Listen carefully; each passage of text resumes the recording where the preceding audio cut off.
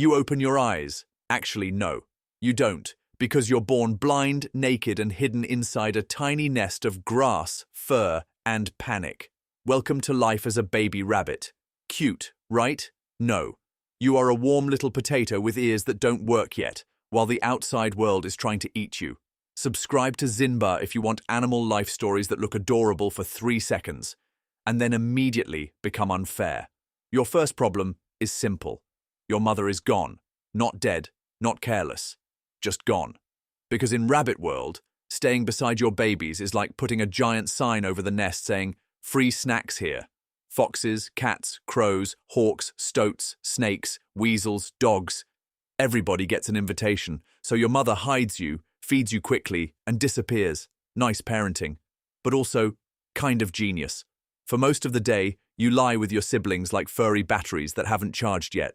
You can't run. You can't see. You can't even make a dramatic escape. If danger finds you now, your whole survival plan is, don't smell interesting. Good luck with that. Above you, the grass moves. Maybe it's wind. Maybe it's a crow. Maybe it's a fox sniffing the ground like it just opened the world's worst food delivery app. You freeze. Which is easy, because freezing is basically your only move. The shadow passes. Nice work. But don't relax. You survived your first day by doing absolutely nothing. A strong start if you're a sandwich. For days, your life is a silent game of hide and don't get found. You sleep, you twitch, you grow fur. Your ears start learning that sound exists. Then one day, your eyes crack open. Congratulations. You can now see the nightmare. The nest is smaller than you thought. The world is bigger than you expected. Every blade of grass looks like a tree. Every beetle looks like a tank. Every bird overhead looks like a murder helicopter. You take one tiny hop, then another, and suddenly you realize something important. Your legs are your entire personality. Rabbits don't get claws like lions. They don't get armor like turtles. They don't get venom like snakes. You get speed, ears, panic, and a body designed by someone who clearly believed anxiety was a survival feature. Not bad, but there's a problem. To run, you first have to notice danger early enough. And danger is everywhere. Your eyes sit on the sides of your head, giving you a wide view of the world. Great. Except that also means you spend most of your life seeing things that might kill you. It's like having security cameras installed in a haunted house. Useful, but emotionally exhausting. By around 3 weeks, nature decides your free trial is over. You are still tiny. You look like something that escaped from a toy shop. But now you're expected to leave the nest and handle the outside world. You nibble your first greens, grass, clover, leaves. Maybe bark if life gets desperate. Your teeth keep growing, so chewing is not just eating, it's maintenance. Basically, your mouth is a lawnmower with emotions. One bite, look up. One bite, look up. One bite. Question your life choices. This is dinner, and just when you think you're getting the hang of it. Thump. An older rabbit slams its back foot into the ground. That's not applause. That's an alarm. Something is nearby. The grass goes quiet. Your ears stand up like 2 nervous satellite dishes. A fox doesn't need to be visible to ruin your day. A hawk doesn't send a calendar invite. A stoat doesn't knock politely and say, "Excuse me, may I enter your survival arc?" No. Danger arrives like bad news. Fast. A shape cuts through the grass. You bolt.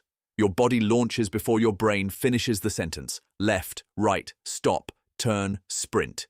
You zigzag through weeds while your heart tries to escape through your ribs. This is not graceful. This is panic with legs. Behind you, something crashes through the brush. Closer, closer. You dive under tangled roots. Silence. The predator sniffs right above you. One sound and you're done. A leaf falls. You nearly pass away from suspense. Then it moves on. That was close. And by close, I mean your entire life just fit inside one bad decision. Welcome to being a rabbit. You don't win by being stronger. You win by not being seen.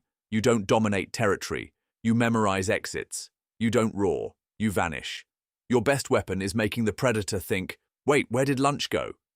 Now your days become a loop. Eat fast. Hide faster. Pretend every sound is normal, even though absolutely none of it feels normal. A rustle. Freeze. A branch snap. Freeze. A bird call. Freeze. Honestly, also freeze. You learn the map. This hedge is safe. That open patch is suspicious. That field looks delicious, which means it is probably a trap designed by the universe. You want the sweetest greens. Of course you do. But sweet greens grow in open places. And open places are where rabbits go to become part of someone else's workout. So you stay near cover. Not because you're shy. Because you are edible. Your legs get stronger. Your ears sharpen. Your nose becomes a full-time investigation department. You can smell fox. You can smell damp soil. You can smell another rabbit's trail. You can smell danger before danger has finished deciding whether it's hungry. Spring returns. New grass pushes up. And just when you think this might be the peaceful part, oh no, it becomes romantic. Which, for rabbits, is basically chaos with better lighting. Rabbits can breed young. Very young. So before you've even finished processing your childhood trauma, your body is already asking whether you'd like to create more tiny problems. If you're a female, congratulations. Your body may now turn survival into a production schedule. A short pregnancy, a new nest, a new litter. And suddenly, you understand the twist. Your mother didn't abandon you because she didn't care. She stayed away because predators follow mothers. The distance was the protection. That's the emotional punchline.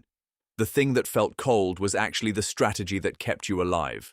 So now, if you're the mother, you do the same thing. You pull fur from your own body. You build a nest. You hide your babies. You feed them quickly. Then you leave. And somewhere under grass, your own kits lie there thinking, wow, great, mom vanished. Welcome to the family tradition. Nice work. But don't relax. Raising babies doesn't make you safer.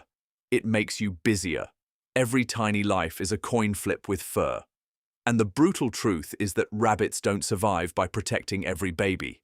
They survive because enough babies are born that some make it through. That's not heartwarming. That's math wearing ears. Season after season, the pattern repeats. Eat, hide, mate, run, thump, freeze, raise young, lose some, try again. You become experienced. You know which paths are safe after rain. You know which smells mean fox and dog.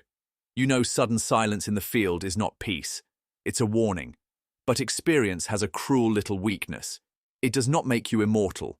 Your body begins to slow, not dramatically, just a tiny delay, a weaker leap, a slower turn. And in rabbit life, slightly slower is just another way of saying available. The young rabbits are faster now. They shoot across the grass like nervous arrows, because now the story bends back toward the beginning. You were once the helpless kit under grass, then you became the runner, then the survivor, then the parent. Now you are the older rabbit, listening to the field with tired ears. A thump shakes the ground. Danger. You bolt, but not as sharply. The hedge is close, too close to miss, too far to guarantee. Behind you, a fox breaks through the grass. Your body knows the route. Left, right, drop low, hard turn. You've done this 100 times, but your legs are not the same legs.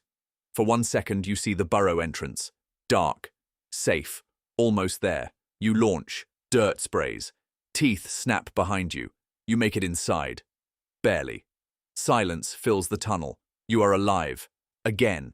But this time, survival doesn't feel like victory. It feels like borrowed time. Outside, the field keeps moving. Grass grows. Birds circle. Young rabbits appear at dusk and vanish at the smallest sound. Somewhere nearby, another nest is hidden under fur and leaves. Inside it, blind kits press together, warm and helpless, waiting for a mother they barely know. One of them will open its eyes soon. One of them will take that first tiny hop. One of them will learn that being cute is not protection, because the world does not care how soft you are. It only asks one question. Can you disappear fast enough? For now you survived. But the grass is moving again. Tap the next video. Trust me, this one's insane.